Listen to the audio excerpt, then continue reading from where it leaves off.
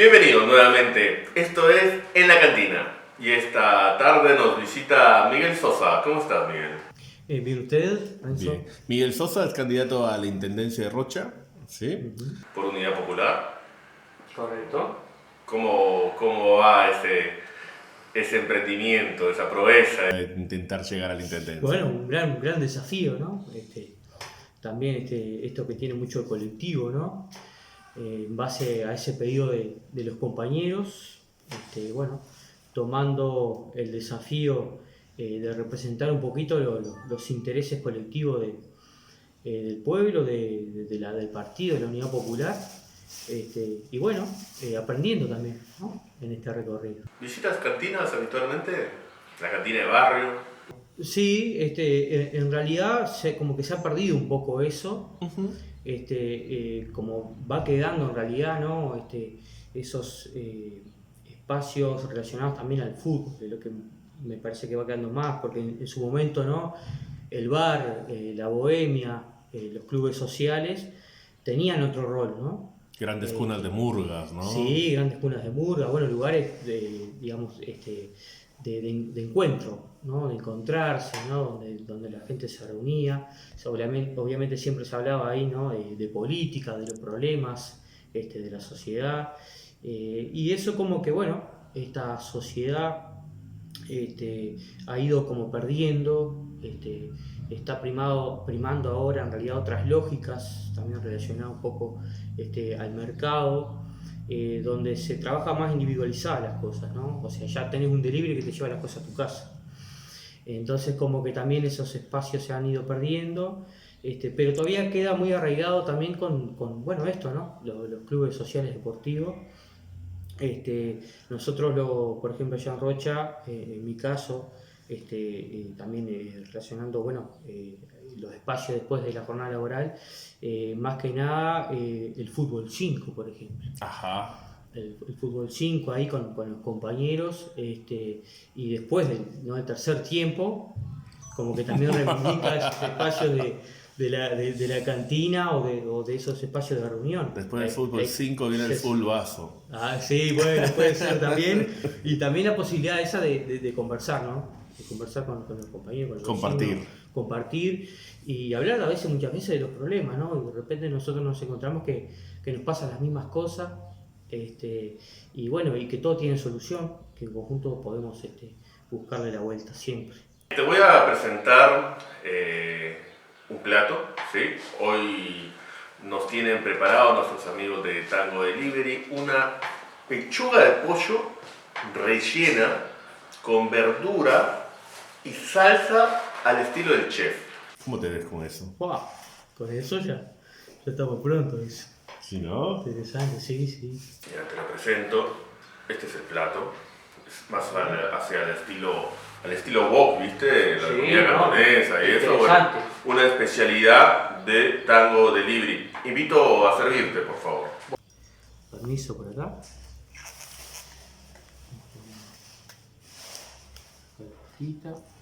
Qué bueno se ve eso, ¿eh? Sí, la verdad que sí, Ahora lo probarás Casi gourmet, ¿no? Gourmet. lo probarás y me dirás cómo queda. No sabes, la comida de Tango Delivery, como tú dices, es gourmet, pero tú dices, este plato te cuesta 500 pesos seguro, no debe bajar de eso. No, mentira. ¿Sabes cuánto puede costar un plato de esto? Ya, buena pregunta. Permiso, ya voy probando. Por favor, es para eso. Te tengo que ir tirando alguna cifra. Y no sé, ¿qué te parece a ti? ¿Cuánto andaría un plato de estos en Rocha? Capaz que 200, capaz que ahí 150. 150. Te lo llevan a tu casa, mirá. Mirá qué interesante. Así que provecho. Bueno, muchas gracias, La Por verdad, favor. agradecido. ¿Hace cuánto en la política, Miguel? Y en la política está interesante incluso hasta conceptualizar un poquito esto, ¿no? Ajá. De la política. Claro, porque vivimos una cosa en la política partidaria y otra cosa en la política con la que nos manejamos todo el tiempo. Exacto, sí. Algún griego por ahí teorizaba, ¿no? Decía, bueno, nosotros en realidad los seres humanos somos una especie de animales políticos, ¿no? Y en esencia en eso de la comunicación, de una característica incluso antropológica de los seres humanos, ¿no? Que todo es muy colectivo, todo lo que hacemos. Desde el momento que nosotros nacemos, ¿no? Ya precisamos del otro, ¿no? De la partera, después obviamente ¿no? Nuestra familia nuclear, nuestros padres. Después, en todo lo que tiene que ver con la etapa del desarrollo y crecimiento a nivel biológico, nosotros necesitamos mucho más tiempo que otros animales, que ya prácticamente nacen, que ya están en pie, y ya tienen las cuestiones, digamos, naturales, instintivas, como para resolverse por sí mismos, pero sin embargo el ser humano no.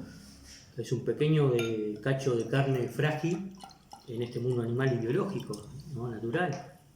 Entonces, desde ese momento sabemos nosotros que somos animales gregarios y sociales en esencia. Ajá. Y es ahí que ya entra también la política, ¿no?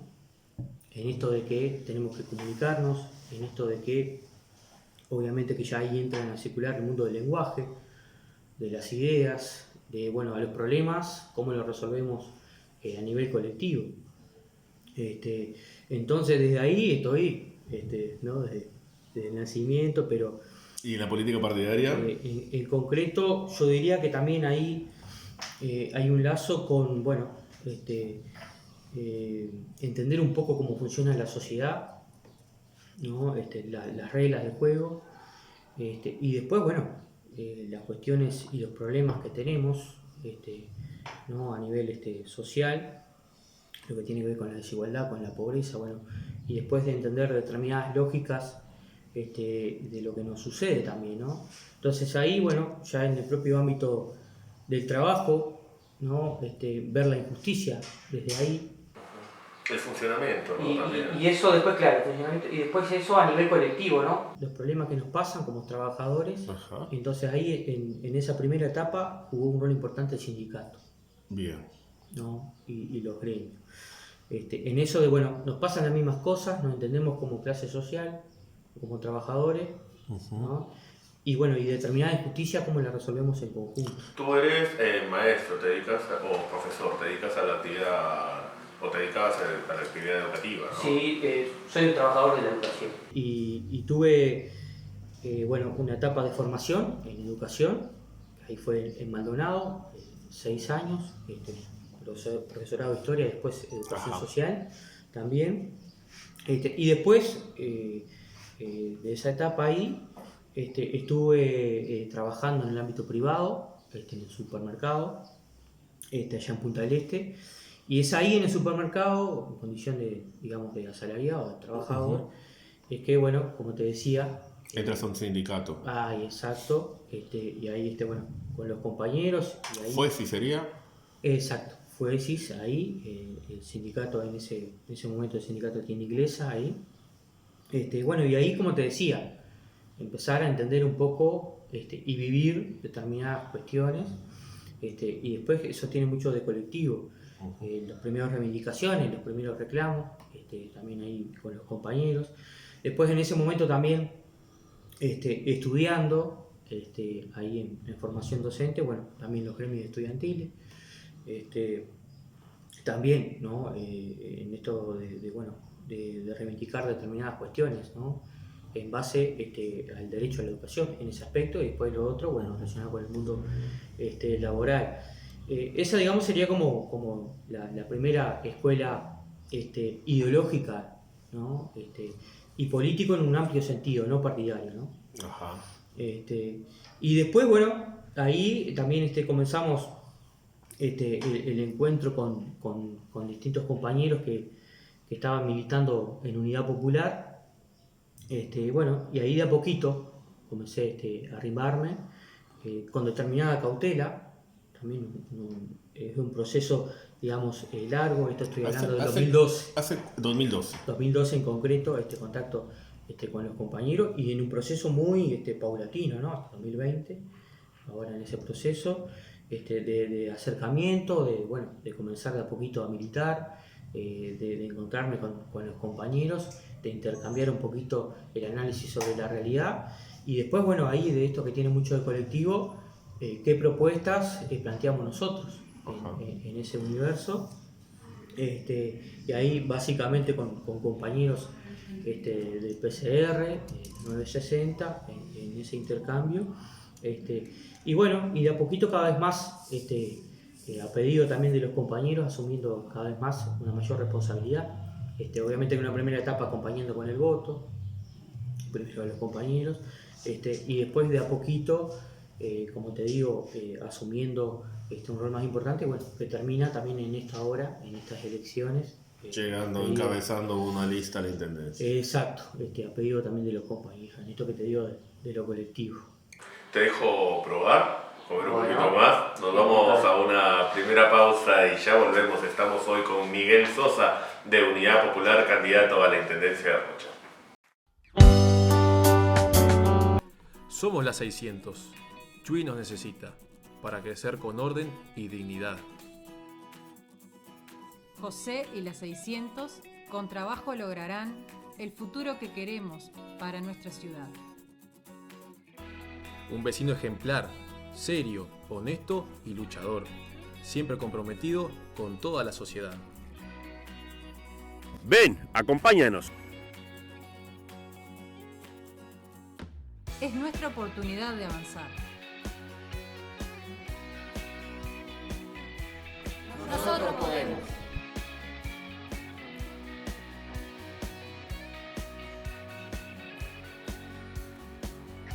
Es tiempo de hacernos cargo de nuestros propios problemas. Con trabajo lo podremos lograr.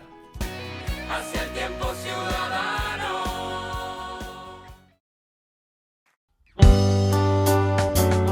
Volvemos, estamos en la cantina y hoy nos visita Miguel Sosa, de Unidad Popular. Miguel, naciste en La Coronilla, ¿no? Sí, nací en Rocha, En Rocha. pero crecí en La Coronilla. ¿A qué edad te fuiste para la Coronilla? Para la Coro. Sí, en realidad solamente el nacimiento, por una cuestión de hospitales, pero después crecí en La Coronilla, hasta los 17 más o menos, y después por una cuestión obviamente de estudiar, del egreso ahí ya del liceo, de sexto, bueno, me fui a Maldonado, estuve haciendo profesorado en el SAC del Este. Y después, bueno, ahí me fui quedando en Maldonado entre estudio y trabajo, 6 años, y después, bueno, plan retorno, ahí ya con mi esposa. ¿A la Coronilla volviste? Ahí a Rocha. A Rocha. Ahora está, y que Bien. es donde residimos ahora. Ya que estamos hablando de La Coronilla primero, ¿no? ¿Llegaste a disfrutar algo? Capaz que no, por la edad, ¿no? De aquellas épocas doradas de la Coro. No, esas épocas doradas no, pero sí mi padre, Uh-huh. que ellos hace muchos años que ya viven en La Coronilla. Y bueno, mi madre, por ejemplo, fue lavandera también, estuvo haciendo changas en esa etapa de oro, digamos, de La Coronilla. Y te cuenta cómo era. Ahí va, sí, me cuenta que bueno, hubo un gran turismo ahí, mucha gente, digamos, muchos turistas iban siempre, todas las temporadas. Tus padres siguen viviendo en La Coronilla. Sí, ¿Y ellos no añoran esa época? Y en cierto sentido sí, añoran esa época, que claro, también eso en realidad generó mucho trabajo. Exacto. En ese momento, y bueno, y después bueno, ahí tiene como un montón digamos, de explicación o interpretación de por qué, digamos, el deterioro turístico, ¿no? Una de las razones es el canal Andrioni en la época. El canal, sin lugar a dudas, es donde todo el mundo llega hacia ese puerto en la explicación de por qué justamente se vino La Coronilla como atractivo turístico. Y hoy cuando escuchas que lo van a desviar nuevamente, que van a liberar, digamos, de esa cantidad de agua a La Coronilla, ¿qué te inspira? En realidad, pero que no se ve en realidad el resultado justamente en la aplicación del mismo. Por lo que Martín Rodríguez señaló en una entrevista acá mismo. Dijo que, bueno, si bien es cierto, existía un proyecto desde la época de los Colorados, que se había avanzado solo una primera etapa, que de hecho no se avanzaron las etapas siguientes. Este es un proyecto nuevo, que bueno, van a intentar revitalizar el turismo en La Coronilla. Sí, lo que pasa que bueno, ahí en realidad lo que sería interesante es justamente cómo plantear, digamos, otro tipo de desviación, porque bueno, en teoría hay una explicación en torno a que es necesario justamente liberar los campos en torno también a las inundaciones, la característica que tiene también las tierras y el agua en torno acá, ¿no? Exacto, habría que, o sea, si bien es cierto, sacan caudal de agua hacia la Coronilla, esa agua sigue existiendo y va a ir a otro lado. Sí, sería interesante como buscar un cauce que no se perdiera tampoco, porque viste que se termina arrojando todo al mar, ¿no? Y eso también tiene un impacto, ¿no? Según lo que dijo José Carlos Cardoso, el cauce natural sería la Laguna Marín. Sí, sería interesante plantear justamente una alternativa quizás similar en torno a eso, pero claro, yo lo que veo que en realidad son como proyectos truncos, ¿no? Ajá. Que en realidad no hay mucho interés tampoco. ¿No le tienen mucha fe a que se realice? No tiene mucha fe en que se realice, porque ya es una salida rápida, ¿no? Uh-huh. Ya lo están resolviendo eso, ya está resuelto en torno a esto del objetivo, que ahí claro, ahí ya se conjugan en un montón de intereses, ¿no? Intereses, ¿no? De los terratenientes, del entorno, en esa necesidad productiva que tienen, que obviamente que siempre, ¿no? Es digamos una cuestión puramente individual, ¿no? Igual he visto y no colectivo, que tendría que ser esa la salida, ¿no? He visto a varios actores políticos, incluso a ministros comprometiendo su palabra en que ese proyecto va a salir. Sí, eso en realidad lo vienen diciendo hace tiempo. Ajá. Pero me parece que en realidad no les interesa demasiado. Bien. En esto que estamos hablando de que todo proyecto, a mi entender, tiene que ser colectivo y que tienen que participar los vecinos, ¿sí? Los trabajadores y los más humildes, porque pareciera que siempre son unilaterales estas decisiones, ¿no? Uh-huh. Porque la apertura del canal a la dictadura, ¿no? Ahí Sí. más que nunca unilateral, ¿no? Sí. En este aspecto. Y después hay los intereses, ¿no? Los intereses de los terratenientes, de los campos, en su momento también los roceros, ahí los japoneses, bueno, hay toda una historia ahí, que como te digo, no hay, digamos, una participación real del pueblo, que sería lo interesante en esto. Entonces, de buscar una salida rápida, ¿no? Tirar toda esa agua dulce para el mar. Aparte es un agua que en realidad también arrastra un montón de cosas ahí, Claro, todo. desde químicos, de animales muertos, de un montón de cosas más. Y eso, claro, después las consecuencias que tuvo, ¿no? Uh-huh. En ese impacto, que después obviamente está asociado con esto de lo turístico, que después, claro, en realidad después coartas la posibilidad de trabajo de un montón de gente ahí.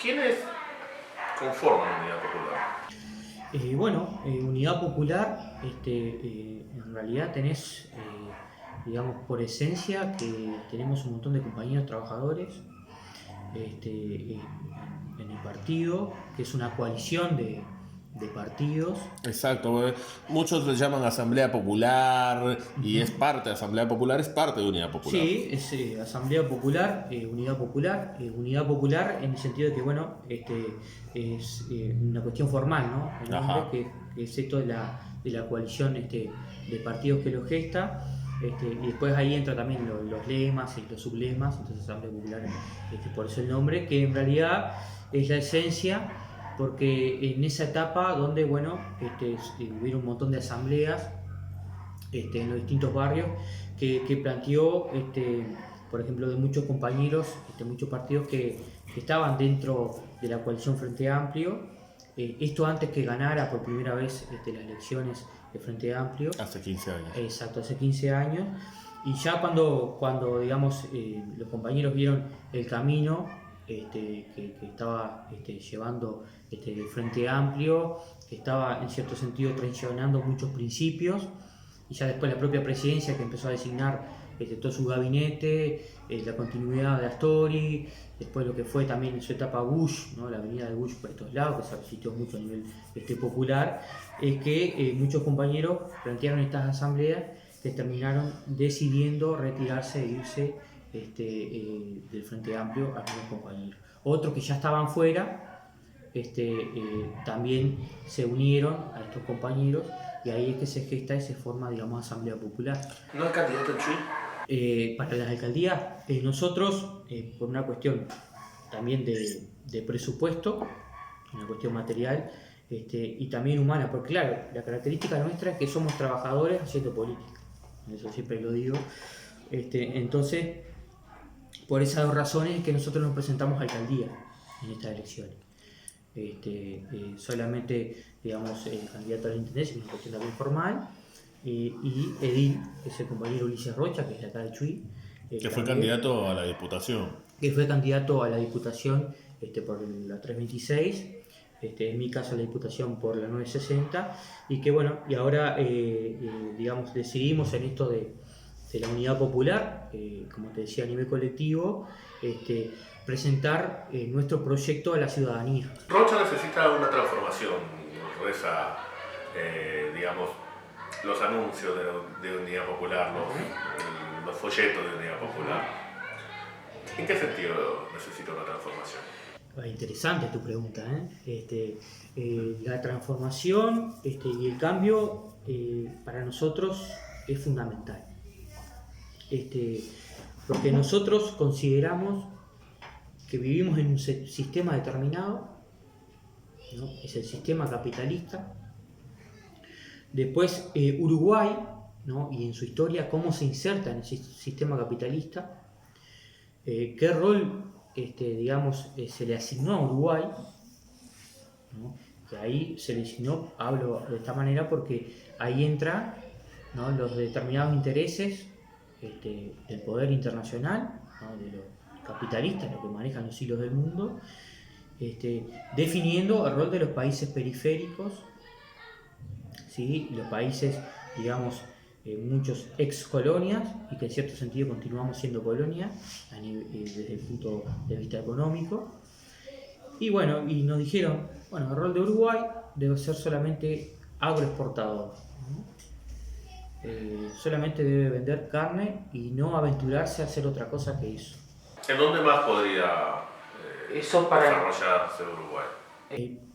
Nosotros consideramos que, claro, el desafío que tienen los países del tercer mundo, los países periféricos, es plantear también otro camino y una independencia económica también. Por ¿Cómo? eso nosotros consideramos que es importante también ese concepto que rescatamos de soberanía. No, te entiendo. La parte ideológica está bien, se respeta. Digo, ¿cómo lograrlo? En la parte práctica. ¿Cómo lograrlo? Nosotros, ahí primero tenemos algo que es muy colectivo, ¿no? Nosotros, Comunidad Popular, llegamos a un acuerdo programático, ¿sí? Donde ahí estuvieron muchos compañeros trabajando, y nosotros mismos, y toda la militancia, que tenemos siempre encuentros anuales, 1 o 2 encuentros anuales, el encuentro militante, que ahí siempre está definiendo, digamos, la cuestión programática, lo que planteamos nosotros a nivel nacional, y que después obviamente nosotros en esta etapa, por ejemplo, departamentales, lo bajamos a tierra, ¿sí? Y nosotros a nivel nacional planteamos dos cuestiones básicas. Primero, una etapa de industrialización nacional. Empezar a crear fábricas. Exacto. Y después... Bajo la órbita del Estado. Bajo la órbita del Estado, que tiene que jugar para nosotros un rol importante en esto. Y la otra pata es la reforma agraria, que consideramos nosotros, ¿sí? Reforma agraria y proceso de industrialización. Claro, no lo vas a lograr de la noche a la mañana, ¿sí? Entonces tiene que ser un proceso, digamos, dialéctico, paulatino, lento, con participación de todo el pueblo también en esta etapa, que es fundamental, ¿sí? Y teniendo en cuenta lo que nosotros también tenemos a nivel de las instituciones que heredamos y qué es lo que podemos hacer. Estos acuerdos de los que tú me hablas son acuerdos como hacia la interna, que es mucho más fácil convencer. Cuando ustedes entran a jugar en el juego de la democracia y no son mayoría, resulta complicado hacer esta transformación, ¿no? No, sin lugar a dudas. Nosotros también somos muy respetuosos, ¿no? De lo que decide el pueblo. Sí, nosotros somos respetuosos en eso, y nosotros consideramos que también tenemos muchos desafíos por delante, ¿no? para llevar nuestra propuesta. propuestas que van hacia la parte del trabajo, la salud y la vivienda. Exacto. Sí, eso es lo que nosotros también planteamos en lo básico. Claro, ese desafío nuestro es muy grande porque también ahí entra a jugar el poder, entra a jugar la historia, entra a jugar las mentalidades, ¿no? La idiosincrasia también de la gente. Después los desafíos nuestros que tenemos, obviamente que a nivel de organización, para llevar nuestra propuesta a todo el pueblo, a todos los trabajadores, que a nosotros nos pasa mucho que no nos conocen, Sí. no nos conoce la gente, ¿sí? Y que tenemos que muchas veces explicar unidad popular, ¿qué es eso? ¿No? Y tenemos que entrar a conversar, a explicar lo que es unidad popular, ¿sí? Y ahí, claro, en ese acercamiento también lleva su tiempo. Cuesta de la noche a llegar. la mañana que también la persona se va a convencer. Cuesta llegar a la masa popular, a los medios de comunicación. Sí. Lo que vemos es eso mismo también, que lo hemos teorizado, analizado. Nosotros agradecemos estos espacios, por ejemplo, de estar conversando contigo, que podemos también llegar a la audiencia. Agradecemos también otros medios que nos han abierto la puerta. También un poco el interior juega, ¿no?, en esto, pero también nosotros vemos que nos invisibiliza bastante a nosotros, ¿sí? No siempre podemos entrar en todos los espacios ni en todas las semanas con la misma asiduidad que lo pueden llegar a hacer otros partidos u otros candidatos, ¿no? ¿Qué se debe mejorar en trabajo, salud y vivienda? Medio rápido. Sí, para nosotros el trabajo es fundamental para nosotros, y uno conversando siempre con la gente es lo primero que te piden, digamos, o lo primero que necesitan, se necesita, ¿no? Que además es un derecho humano. ¿Cómo traer más trabajo a través de la Esencial. industrialización nacional? Nosotros consideramos que ahí debe jugar un rol importante el Estado. Y en nuestro caso concreto, bajando la tierra, ¿no?, en lo departamental, la Intendencia, ¿sí? Ahí la Intendencia para nosotros debe jugar otro rol distinto al que se le quiere asignar, ¿sí? Ahí entra también determinada clase social que tiene una visión de lo que debe ser la Intendencia. En este caso, para muchos, y los que están gobernando, la Intendencia solamente debe dedicarse a la gestión, ¿no?, y a tapar básicamente los pozos de las calles y nada más, pareciera, ¿no? Eso está como implícito o explícito también ¿Y ustedes en cómo ese lo ven? discurso. Nosotros al revés, consideramos lo contrario. En esto que tú decías hoy muy bien, de que nosotros consideramos que es importante el cambio, la transformación. Y nosotros consideramos que ahí que la Intendencia debe cumplir un rol político para la transformación y los cambios, a nivel económico, a nivel político, a nivel social. Que haga de articulador. Exacto, que haga de articulador y que tenga otro peso, ¿sí? Con los vecinos, obviamente, ni que tal vez con el pueblo también organizado ahí en esto. Y que debe ahí, por ejemplo, en este caso del trabajo, también plantear un montón de cosas, ¿sí? Ahí, por ejemplo, nosotros hablamos mucho de qué pasa con las tierras fiscales, qué pasa con las carteras de tierras también de la Intendencia. Ya lo vamos a hablar eso más adelante. Salud. Existe un sistema de salud muy bueno en Uruguay. Sí. Si nos comparamos a otros países, es bastante inclusivo. Nosotros igual ahí consideramos que lo que ha pasado es que con el FONASA se ha transferido mucha plata para los privados. Ajá. O sea, plata pública para los privados, y supuestamente el objetivo era de digamos, permitir el acceso, ¿no?, de las clases populares al sistema sanitario privado. En todo caso, la propuesta ahí sería el mejoramiento del sistema de salud pública. Nosotros consideramos que tiene que ser todo público. Todo público. Todo público, nosotros consideramos, porque incluso ahora con Chao esto mutualistas, Exacto. chao comero. Lo que nosotros vemos ahora con el FONASA, claro, en un proceso dialéctico, ¿no?, que va a llevar mucho tiempo, obviamente, ni que tal vez. Claro, porque nosotros en lo concreto lo que vemos es lo siguiente, que se han enriquecido las privadas, han invertido para sí, pero en realidad pareciera que es para una clase social determinada.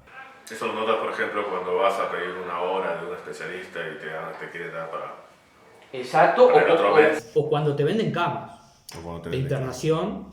Te venden cama de internación. Exacto, no, ha pasado, una mutualista privada, no voy a nombrar, Ujú. que ha logrado hacer reformas, ¿no?, hecho otros pisos y ofrecen camas de internación pagas. Que no está permitido. ¿Sí? Internación paga en cierto sentido. Y después, claro, después es otra forma de hacerlo, ¿no? Con órdenes, ¿no? Para atenderte, que en realidad termina también alejando a la persona que no lo puede pagar. Vamos a ir a una pausa. Sí, estamos con Miguel Sosa de Unidad Popular y venimos. Hoy se nos mezclan un poco lo dulce y lo amargo, pero hay mucho para hablar con Miguel.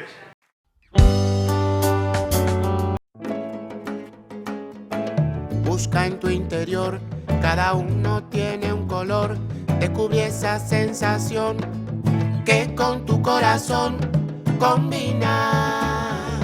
Combina, tienda de pinturas. Combina. En Combina llevas el color al precio del blanco y en 12 cuotas sin recargo. Teléfono 4474-5550.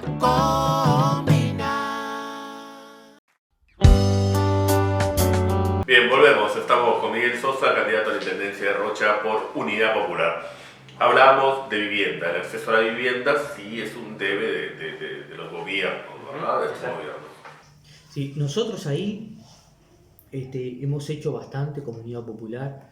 En el periodo pasado nosotros tuvimos un representante en diputados, Rubio, el compañero Rubio, que conjuntamente... Hoy es candidato a la Intendencia de Montevideo. Exacto, que hoy es candidato a la Intendencia de Montevideo, que obviamente a nivel colectivo se armó un Plan Nacional de Vivienda Popular. ¿Sí? ¿Qué se consiguió de ese plan? Que nosotros en realidad lo presentamos, se logró aprobar en diputados, que causó un gran revuelo, una gran discusión pública. Con un solo diputado logramos eso. Y que después pasó a senadores, pero en senadores la tergiversaron toda la ley, que perdió su esencia, y la frenaron.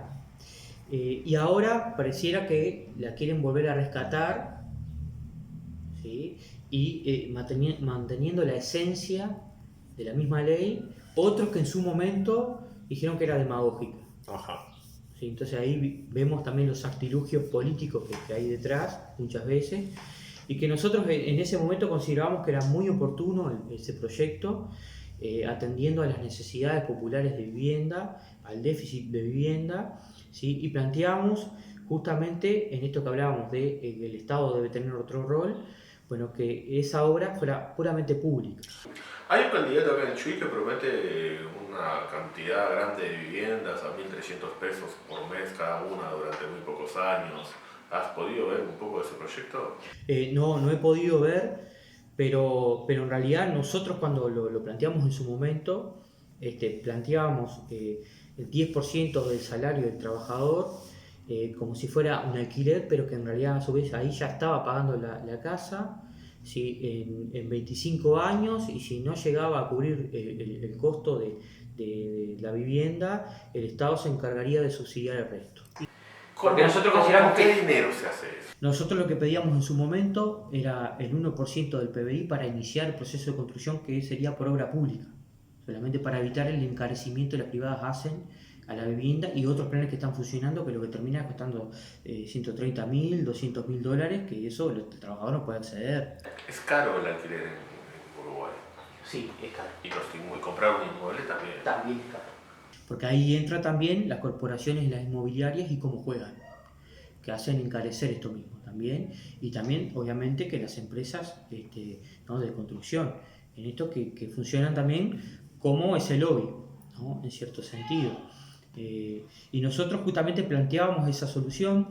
También planteábamos ahí mirar, por ejemplo, las exoneraciones que tiene, digamos, los hipódromos, los casinos también, que nosotros consideramos que ahí el Estado también exonera y subsidia mucho. De captar más dinero. Exacto, entonces ahí que sería colocado después a la vivienda, por nosotros decíamos, bueno, plata hay. Ahí, por ejemplo. Podemos rescatar e iniciar, ¿no? El 1% PBI, iniciar la construcción de eso. en su momento nos decían, no, pero eso es demagógico, que de dónde van a sacar la plata, y nosotros decíamos, no, pero la plata está acá, pero no escuchaban esa parte, pareciera, ¿no? En esto que te digo del oportunismo político. Por intereses. Por interés. Y ahora pareciera que incluso algunos están rescatando este proyecto que lo redactamos nosotros en su momento. ¿Quiénes están rescatando, sabes? Ahora hay gente del Frente Amplio que lo quiere volver a rescatar este proyecto en esencia y tirarlo nuevamente en el Parlamento. Habla sobre la municipalización del transporte también, a nivel de parlamentario. Nosotros lo que vemos ahí, y ahora también más que nunca, ahora con esto de la pandemia, ha pasado que hay un montón de líneas, por ejemplo, que dejaron de pasar. Bueno, también me pasó para llegar acá, ¿no? Como problema. Fue una odisea. Exacto, fue una odisea, ¿no? Uno que obviamente anda de a pie y depende de los ómnibus para trabajar, uno ve eso mismo también. Y ahora, por ejemplo, en el marco de esta pandemia, a efectos esto de, claro, porque ahí ya entran otras lógicas, ya entra la lógica del lucro versus, pareciera, servicio. Y quizás lo que tú ves es que las empresas de transporte privadas piensan más en lucrar, que no está mal porque es una empresa y las empresas están para eso, y no se fijan mucho en las necesidades de la gente. Exacto. ¿Sí? Y con la complicidad, ¿no? Del Ajá. Estado y digamos y las intendencias, El Estado está se da muy cuenta, asociado muchas veces se también. da cuenta y no hace nada. Exacto, que muchas veces pareciera asociado también con estos empresarios, porque también ahí entra un montón de cuestiones interesantes como para discutir, ¿verdad? Para problematizar cómo se financia muchas veces las campañas, en esto que hablábamos nosotros de la dificultad que tiene Unidad Popular de llevar su mensaje, ¿no? Al no tener determinada plata, al no tener presupuesto, ¿verdad? Y cómo de repente no hay partidos que además de contar con determinada historia, ¿no? que le ha permitido acumular determinado capital, en cierto sentido, también hay empresas, ¿verdad?, que lo financian. Bueno, la lógica diría que si ustedes no los apoyan, no les van a dar dinero tampoco, ¿no? Bueno, es interesante para discutir eso en realidad, porque nosotros consideramos que si te financian, eso después genera una relación, ¿verdad?, una relación política, empresarial, entre comillas. Un debe. Un debe. Que muchas veces después esto en realidad, después tu política, lo que vas a hacer, incluso vas a favorecer a determinada clase social y en perjuicio del resto, porque es lo que se ha venido demostrando. Porque si tenemos desigualdad, pobreza, miseria, por algo es. Y que hay responsables en torno a eso. Hay un proyecto ahora que recordé, porque tú eres de La Coronilla, de construir un hotel 5 estrellas. Al parecer podría ser una posibilidad entre la Fortaleza y La Coronilla, o entre Punta del Diablo y La Coronilla. Fortaleza también puede ser. Sí, yo creo que es parte de esto mismo que estamos hablando nosotros, que después se convierte como en mitos, ¿no?, de nuestra sociedad capitalista. Ajá. De nuestra sociedad en general. ¿Qué mito? Bueno, el mito de que va a venir un inversor capitalista privado, ¿verdad?, con capital, por lo general, si es extranjero pareciera que es mejor, ¿sí?, que va a venir a invertir y como que solucionaría los problemas de la gente. Ahora. En términos, por ejemplo, de trabajo, ¿sí? Y eso en realidad, por la vía de los hechos, es un gran mito, es una gran falacia de esta sociedad, ¿sí? Porque en realidad vemos que siempre el capitalista privado se mira a sí mismo y tiene en su propia esencia el afán de lucro. Ahora, también es una realidad, porque también se ha demostrado, de que, no digo que lo que tú digas es mentira, sino que capaz que las dos realidades conviven, de que un Estado grande, un Estado que se vuelve pesado, que se vuelve burocrático, no funciona de la manera correcta. Un ejemplo, por ejemplo, es Rocha tiene un hotel, la Intendencia de Rocha tiene un hotel en la ciudad de Rocha, ¿verdad?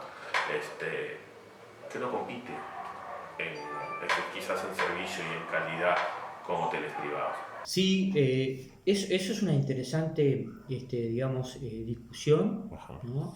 y siempre es interesante como problematizarlo. Queda para tomarnos 2 o 3 botellas de estas, ¿no? Sin lugar a dudas. Sí. Pero, claro, en realidad yo creo que Uruguay tiene como varias contradicciones. Nosotros, ¿no? La sociedad entera, ¿no? Y me incluyo, obviamente.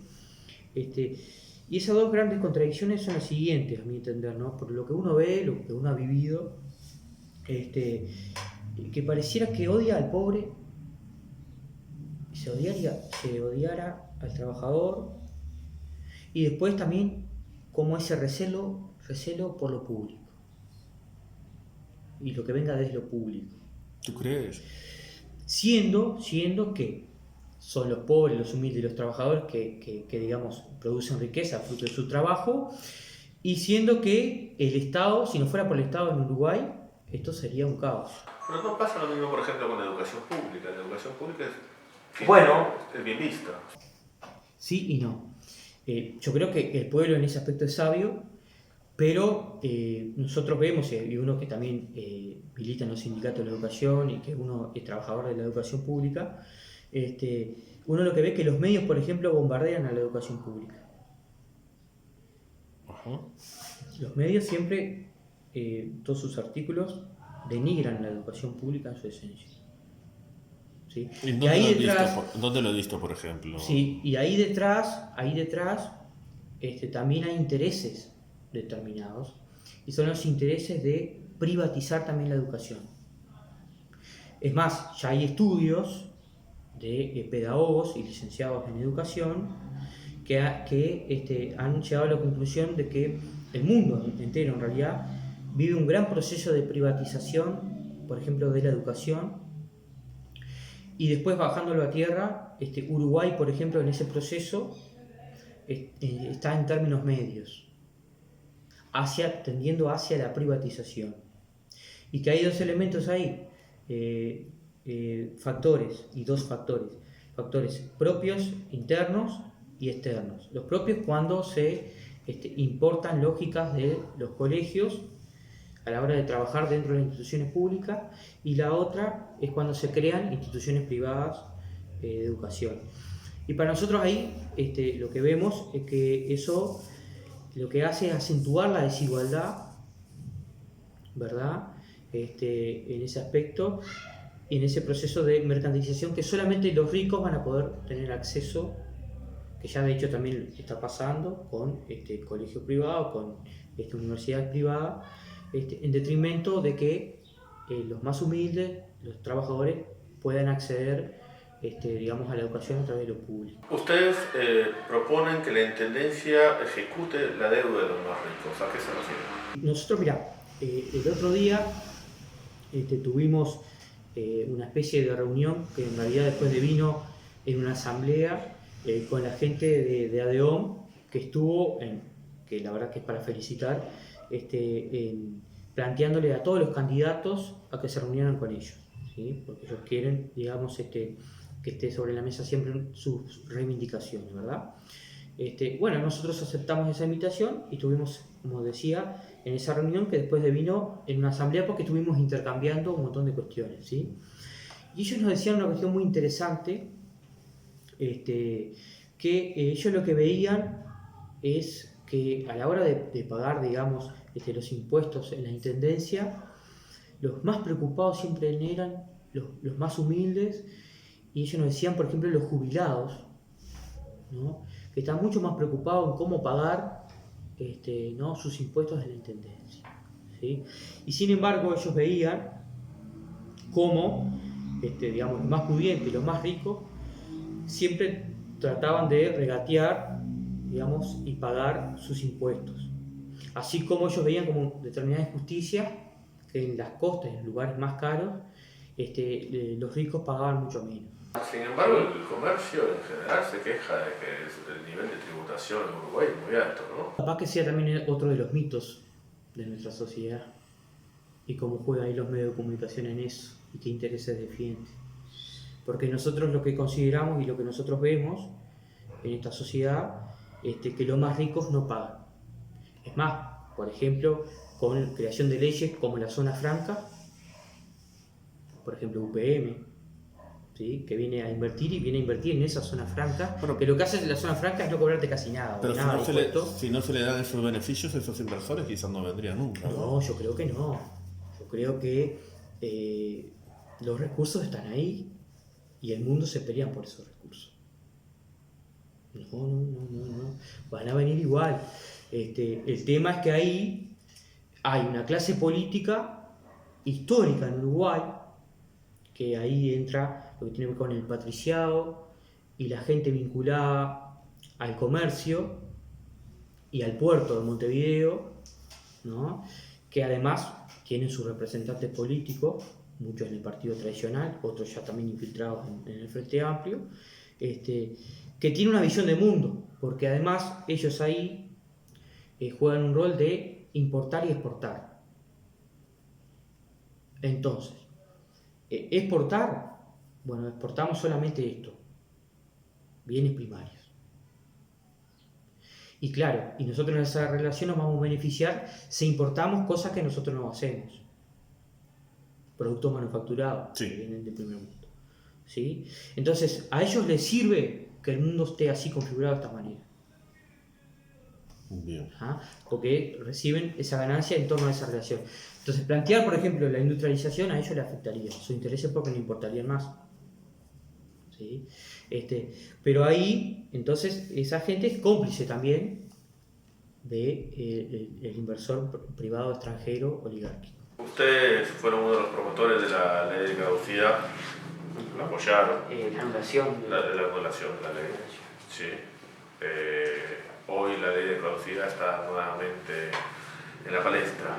Sí, nosotros obviamente que digamos, nos comprometemos, digamos, con el pueblo y nosotros vemos que es necesario que se aplique la justicia. Porque eso es interesante, ¿no? Nuestra sociedad no tiene ese dolor, ¿no? Que se generó en torno a los desaparecidos, ¿no? Y también los asesinatos en este terrorismo de Estado, ¿no? Y la dictadura, que no ha podido sanar de esa herida haciendo justicia. Y una sociedad que no puede sanar esa herida haciendo justicia es una sociedad condenada al fracaso. Los actores políticos tampoco están muy interesados en que la sociedad sane, ¿no? Pareciera que no. Y ahí también entra, si bien esta fuerza de gobierno, esta fuerza de gobierno no, la fuerza de gobierno del periodo pasado, en sus 15 años, el Frente Amplio, que llevó esa bandera para aplicar justicia, que intentó hacerlo, pero nosotros lo que vemos ahí es que hubo mucha complicidad de muchos, como una especie de pactos que hubieron ahí, que frenaron estas investigaciones y que se hicieran justicia. Entonces también son cómplices. ¿Y el desafuero Manini? ¿Qué opinión te merece? Y nosotros en realidad, obviamente, lo que queremos, ¿no? Es que se haga justicia y que se investigue. ¿Sí? Entonces obviamente que lo que queremos es que no esté amparado, porque eso es amparar la impunidad. Ya que además tenemos una ley que lo que hace también es amparar esa impunidad, y que nosotros en el periodo pasado, ¿no? Que propusimos la anulación de esa ley, ¿sí? Por ejemplo, el Frente Amplio no nos apoyó en esto, ¿sí? Que sería otra de la historia, ¿no? Viñar, psiquiatra uruguayo, tiene un librito muy interesante que se llama Fracturas de la Memoria, ¿sí? Y lo que nos habla es esto mismo, ¿no? De cómo es necesario que nuestra sociedad logre sanar estas heridas haciendo justicia, ¿sí? Porque además es una señal que nosotros damos a nuestros, por ejemplo, jóvenes, ¿sí? Porque muchos por ejemplo, porque pareciera que en este país, digamos, la impunidad, la justicia es para algunos, ¿no? O cuando, por ejemplo, te piden ¿no? que se resuelvan determinados crímenes o piden más mano dura, ¿sí? Pero sin embargo, para algunos no hay justicia, ¿no? Para los militares no hay justicia, para los empresarios parecía que tampoco, ¿no? Entonces, lo que nosotros pedimos es eso mismo, que exista, digamos, una igualdad, una justicia. Al momento de impartir justicia, ¿no? Exacto, y que se investiguen a todos por igual. Bien. En este aspecto. Vamos a una nueva pausa y volvemos con lo picante, con Miguel Sosa hoy, aquí en La Cantina.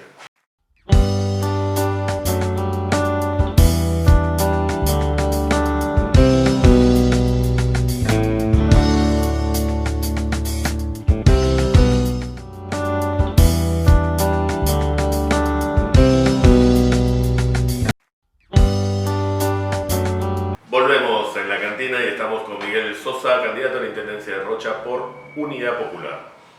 ¿Qué conoces de la realidad de fuera de la ciudad de Rocha? ¿En qué sentido ahí, Marcelo? Vas como candidato a intendente, ¿qué conoces de los municipios de Castillo, de Chuy, de Lascano, de sus necesidades? Sí, una particularidad es que en realidad uno, en mi caso por ejemplo, trabajo en esos lugares, ¿no? Ajá. Uno como trabajador, yo trabajo en Velázquez, trabajé en Lascano, trabajo en Castillos, trabajé en Rocha, entonces, y en la educación, que uno tiene también en contacto no solamente con el chiquilín, Uh-huh. sino que uno tiene contacto, por ejemplo, con las familias, tiene contactos con las instituciones, ¿sí? Tiene contacto con la comunidad entera. Uh-huh. ¿Sí? Y después, claro, uno como trabajador, ¿no? Que transita en esos lugares. Después, obviamente, que uno, en esto que es un colectivo de compañeros trabajadores haciendo política, entonces uno también conoce la realidad en que viven esos compañeros. Incluso una perspectiva nacional, te digo esto, ¿no? Tengo compañeros en todo el país. Y en esos encuentros también de militantes intercambiamos. Hoy en día también te posibilita esto de las redes sociales, de los medios de comunicación, de llamarse, de estar ahí. Después uno en los barrios, uno haciendo feria, uno que anda a pie, conoce de primera mano la realidad. Ustedes estuvieron en desacuerdo con una bicicenda y un paseo marítimo ahí en la Patagonia. ¿A qué se debía la protesta? Nosotros siempre nos están llegando digamos, propuestas de reunión con distintos colectivos y movimientos sociales, digamos, en protección de los bienes naturales, ¿sí? Y nosotros tenemos, digamos, un montón de propuestas en torno a lo que tiene que ver con el cuidado del medio ambiente.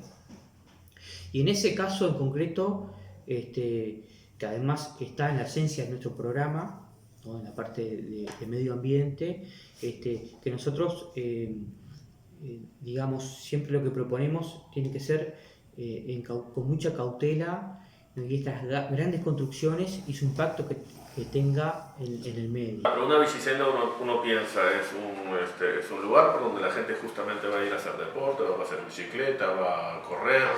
Siguiendo esta línea de análisis, nosotros, primero, como te decía, a nivel programático manejamos eso, y después, ¿qué reclama la gente? Uh-huh. Porque en esto que hablamos hoy, ¿no? ¿Y la bicicenda violentaba el medio ambiente? Sí, claro, en esto de lo unilateral de los proyectos, que no consulta a los vecinos muchas veces, ¿verdad? Ni a los movimientos sociales. Lo que nosotros nos llega en esto de análisis de las personas, digamos, expertas en eso, que aparte ahí hay muchos universitarios, es que ahí hay que cuidar mucho lo que tiene que ver con las dunas y los médanos, ¿verdad? Por lo que tiene que ver con el propio ecosistema. Uh-huh. ¿Sí? Entonces, para nosotros ahí va a ser necesario también, digamos, un ordenamiento territorial, ¿sí? Que contemple, ¿no? Esto del impacto ambiental de estas grandes construcciones, ¿sí? Y además, para nosotros es un patrimonio de Rocha.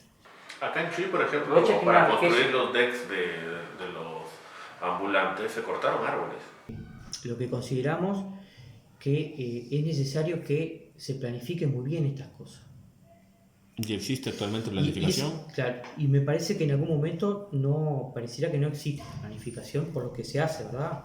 En concreto. Y además muchas veces lo que nosotros vemos es que en realidad lo quieren sacar en un tiempo corto porque las elecciones, por ejemplo.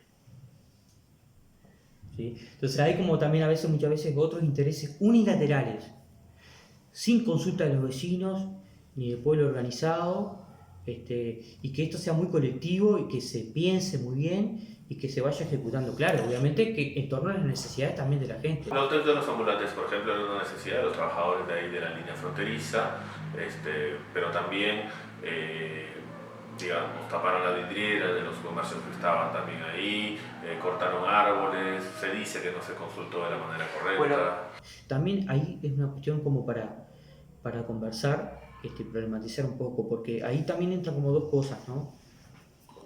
Yo estoy de acuerdo, ¿verdad?, con que se mejoren las condiciones de los feriantes. Estoy de acuerdo. Y además, a veces, yo lo que veo es que en esta lógica empresarial es mal visto que un pobre no emprenda. Uh-huh. ¿Sí? ¿No? Y en esta visión muy estigmatizadora en esta sociedad también que vivimos, que condena también al pobre, al trabajador, esto que te decía. Cuando hablas de pobre... Pareciera que como que no, el pobre no puede, digamos, hacer determinado emprendimiento, y solamente un capitalista que tenga algo de capital, que pueda invertir en un local. Cuando hablas de pobres, ¿te refieres a los ambulantes que están ahí en la línea de la frontera? Sí, no, y los trabajadores, que de repente no pueden contar con un capital como para poder invertir, por ejemplo, ¿sí? Y que además hay un Estado, una intendencia ausente en eso, ¿sí? Uh-huh. Nosotros consideramos que no en esa visión, pero sí, como te decía, también hay que planificarlo muy bien, ¿no? Cómo lo haces, de qué manera, y que también el pueblo sea partícipe. Son títeres departamentales según la intendencia. Claro, pero por eso te digo, pero ¿qué pasa? Muchas veces, ¿no? Se maneja de una manera muy unilateral, ¿no?, estos tipos de proyectos, y que responde a veces a otros intereses también, a veces a intereses electorales, ¿sí? Y que hay que tener mucho cuidado. Volviendo a lo del medio ambiente, se creó el Ministerio del Medio Ambiente. Sí, pero bueno, yo ¿crees que puede ayudar eso? Sí, yo lo que estoy viendo últimamente, por ejemplo, es que se están como creando ministerios, se están creando como cargos, se están subiendo sueldos, ¿no?, a los directores en este momento, y me parece que capaz que no sé si responden a una intención genuina para resolver determinados problemas. Me parece que a veces como que responden a cubrir cargos políticos. Me da como esa sensación. Ojalá que no, ojalá me esté equivocando. Pero, como te decía, yo creo que esto tiene que ser de los trabajadores y de los vecinos a nivel colectivo, ¿sí?, en la planificación, y además para generar también conciencia, ¿sí? Porque si nosotros seguimos con un modelo, ¿no?, este modelo de la miseria, de la explotación, ¿sí?, del saqueo, ¿sí?, del consumo exacerbado, ¿sí?, de traer y agotar todos los recursos naturales, no veo un buen horizonte. Y si te pregunto por el 0 kilo, por ejemplo, ¿no?, algo que está afectando acá el comercio de la frontera, ¿tú qué me dices? Sí, lo que pasa es que también lo que nosotros vemos ahí, que hay un montón de problemas en nuestra sociedad, ¿sí? El problema del trabajo, ¿no?, el problema del salario, el problema, como decíamos hoy, de la vivienda, el problema de la salud. Bueno, pero te lo resumo un poco rápido, ¿no? ¿Por qué te digo esto? Te digo que, claro, nosotros tenemos un salario, ¿no?, mínimo. Pero por eso te decía, te lo resumo medio rápido. Con el 0 kilo, los comercios no venden. Si no venden, no hay empleo. Si no hay empleo, no hay salario. No es que sea bajo el salario, no va a haber salario. Sí, eso es otro de los mitos también que anda por ahí en la vuelta y que el mundo empresarial también usando sus medios de comunicación lo difunde. En realidad, digamos, el empresario al salario lo ve como un costo. Y con determinadas lógicas de flexibilización laboral... ¿Y cómo lo ven ustedes el salario? Desde el punto de vista de la empresa, digamos. Ustedes ponen una empresa, vas a contratar a un trabajador, ¿cómo ves el salario? ¿No lo ves como un costo? Nosotros lo que consideramos es que en esto de buscar una sociedad, ¿no?, colectiva, en búsqueda de lo común, ¿sí?, nosotros consideramos ahí que tenemos que, en el proceso de desarrollo dialéctico, ¿sí?, los trabajadores tienen que ser protagonistas, ¿sí?, y los medios de producción tienen que ser de los trabajadores. Llevar todo hacia el modelo de una cooperativa. Exacto. Bueno, pero las cooperativas justamente no siempre funcionan, porque no todo el mundo trabaja igual, no todo el mundo pone el mismo esfuerzo. También es otro de los mitos de los que no quieren la cooperativa. Bueno, pues yo he estado en cooperativas donde han pasado eso. Sí, lo que pasa es que también ahí entra el peso del lobby, ¿no?, de los empresarios y el mercado. Que además... Bueno, pero yo estaba en una cooperativa de vivienda, por ejemplo, donde éramos 50 y trabajábamos 10. Claro, porque ahí es necesario, sí, pero ahí es necesario también lo que es la conciencia y la educación y otra cultura. Bueno, pero nuestra cultura quizás no está preparada para eso. Esto es una cultura que desprecia al trabajador, que odia al pobre, ¿sí?, y que existen grandes mitos en nuestra sociedad en torno a que todo el mundo puede llegar, ¿no?, a determinado estilo de vida o tener determinado dinero o determinado capital en base a ese gran mito del esfuerzo individual, sin entender que hay cuestiones que son digamos, estructurales de cómo se configura nuestra sociedad a nivel económico, político, cultural, y que esas cuestiones que nosotros heredamos, que ese mundo siempre están, digamos, determinando un poco nuestro accionar. Bien. ¿Sí? Y que romper eso, claro, es muy difícil, no es fácil. No es de la noche a la mañana que lo puedes lograr. La declaración de Martín Rodríguez acerca del turismo hippie, de cómo afecta al departamento, es algo sobre lo que también estuvieron en contra. Yo creo que a Martínez no lo conozco como persona. Y acá obviamente que no entra la cuestión personal ni nada por el estilo, sino que en el universo de las ideas políticas, ¿no?, y también después entra ahí las cosmovisiones, las visiones, después ahí entra en juego también el partido, ¿no?, en cómo vea los problemas y qué soluciones brindan. Y bueno, y nosotros lo que veíamos ahí, lo que vemos ahí, es una cuestión de clase, ¿sí? ¿No? Los ricos, ¿no?, que tienen una visión de mundo, ¿sí?, donde mucha otra gente no entra y que responden a sus lógicas, ¿sí? Y en este caso agravados porque se utiliza terminología, conceptos que vienen, por ejemplo, de la dictadura, por ejemplo, Pichi, entre otras expresiones, ¿sí?, que además se persiguió a determinado tipo de población.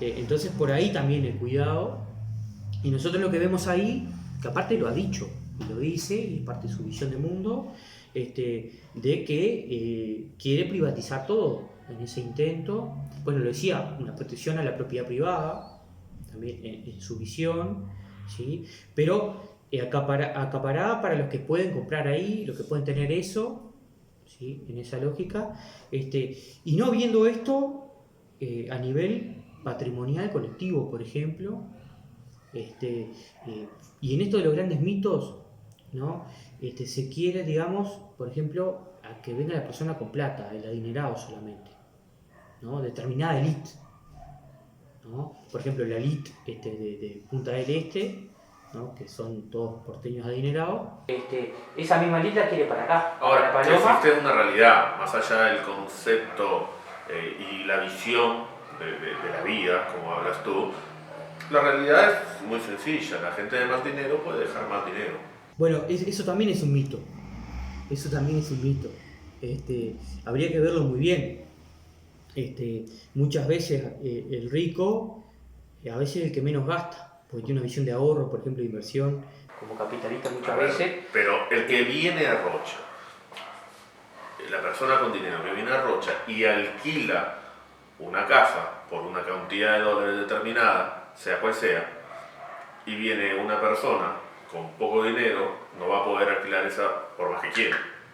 Pero si yo lo que veo ahí es que prima, como te digo, esa visión de clase que no es para todos. En eso estamos de acuerdo, Sí. digo, eso no te lo voy a discutir, pero la realidad es que la persona que viene con más dinero deja más dinero, Sí. turísticamente hablando. Sí, igual yo te digo que he visto gente Porque si no, digamos, trabajadora, claro, pero yo he visto nos gente... dedicamos a hacer cultivos, que puede ser una buena opción de vida, no digo que esté mal. Nos dedicamos todos a cultivar las tierras, a criar animales y a los visitantes los alojamos en nuestras casas y pueden venir todos los que quieran.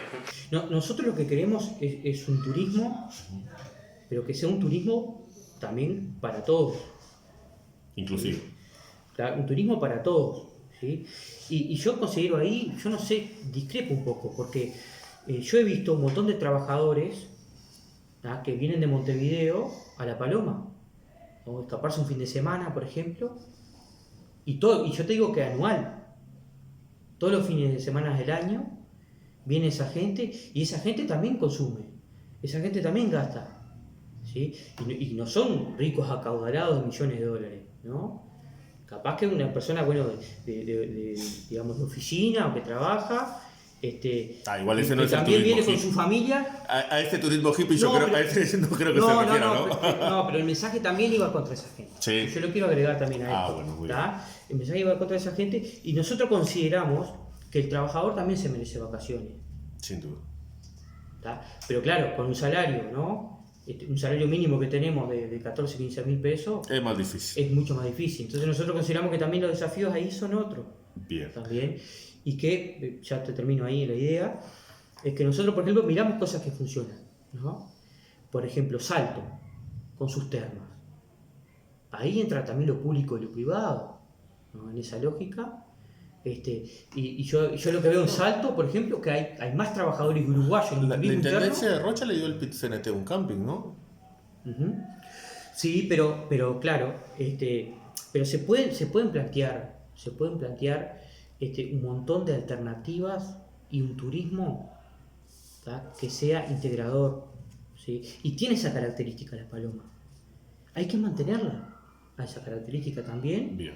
¿sí? En esto, y no pretender tomar un modelo que funciona en Punta del Este y capaz que solamente va a funcionar ahí, bueno, y que quede ese turismo ahí en Punta del Este, bueno, para el rico lo que sea, pero en La Paloma podemos mantener determinado turismo. Eso sí, lo que nosotros consideramos es que la intendencia sí debe jugar también otro rol ahí en La Paloma para generar también otras cuestiones que permitan, por ejemplo, tener cosas y que sea un turismo, digamos, en ese aspecto manteniendo esta cuestión natural, ¿no?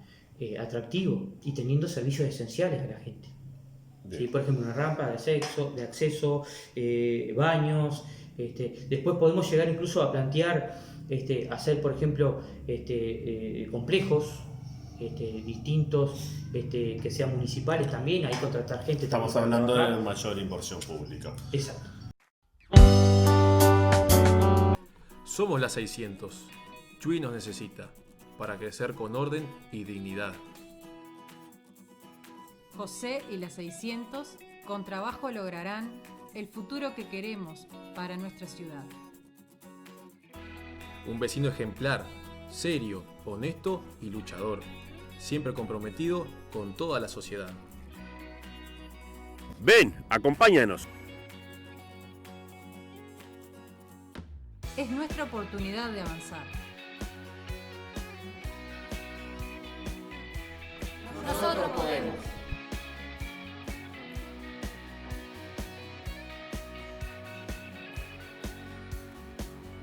Es tiempo de hacernos cargo de nuestros propios problemas. Con trabajo lo podremos lograr. Hacia el tiempo ciudadano.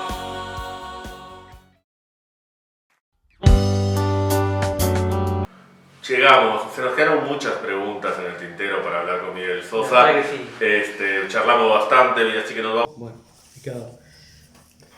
Aníbal Pereira. Soberbio. Flavia Coelho. Dialoguista. Intendencia. Pueblo. Asamblea. Popular. Un solo Uruguay. Oligarca. Neliomar Lazo. Gran compañero. Chuy. Una gran ciudad. Ana Cordano.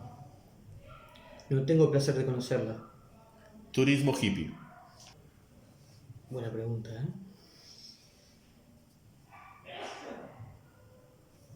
Natural.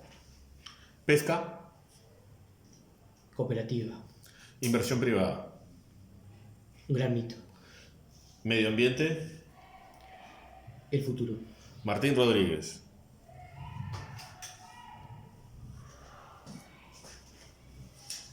Tiene claro su interés de clase. Agroecología urbana. El futuro. Alejo Umpierres. En cierto sentido a veces demagogo. Tierras fiscales. Pueblo. 0 kilo. Tendríamos que verlo. Padrón productivo. Algo interesante que tenemos que llevar adelante también en la Intendencia Nuestra. Partido Verde Animalista. En su momento muy personalista. Ulises Rocha.